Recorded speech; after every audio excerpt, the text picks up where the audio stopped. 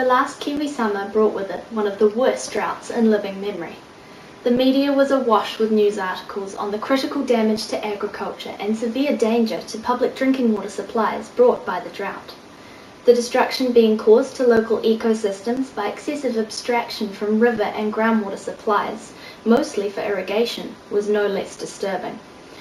Over the summer, it became increasingly clear that New Zealand needed a solution to her ever-growing water demands, one that would reduce our reliance on climatic consistency.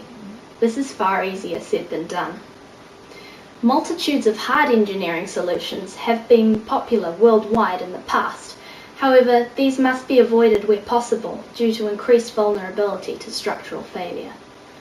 Desalination, meanwhile, is an idea that most would immediately discount due to mental associations with energy intensiveness and cost.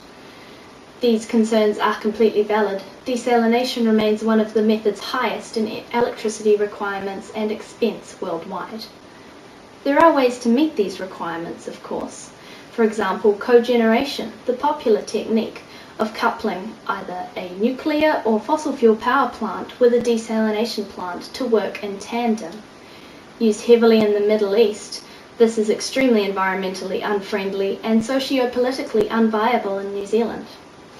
No, desalination has a lot of potential, but there just has to be a smarter way to do this.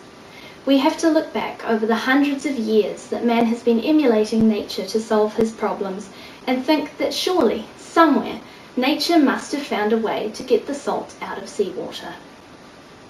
Let's look for a moment at the kidney.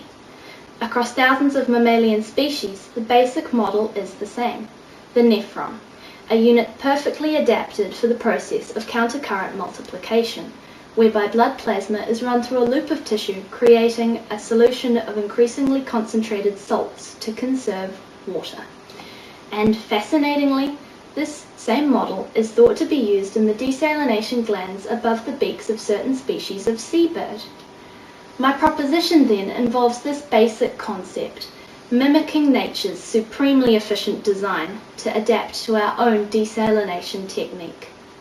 I venture into the realm of the purely hypothetical, analysing brand new branches of science that have yet to be investigated or even fully understood, as with the groundbreaking work being done on induced pluripotent stem cells in the creation of smart biological membranes.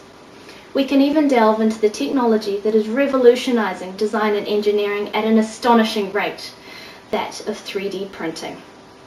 Combined, we may just hold the key to a cutting-edge new desalination technique that has the potential to solve New Zealand's water needs at a fraction of the cost of current techniques.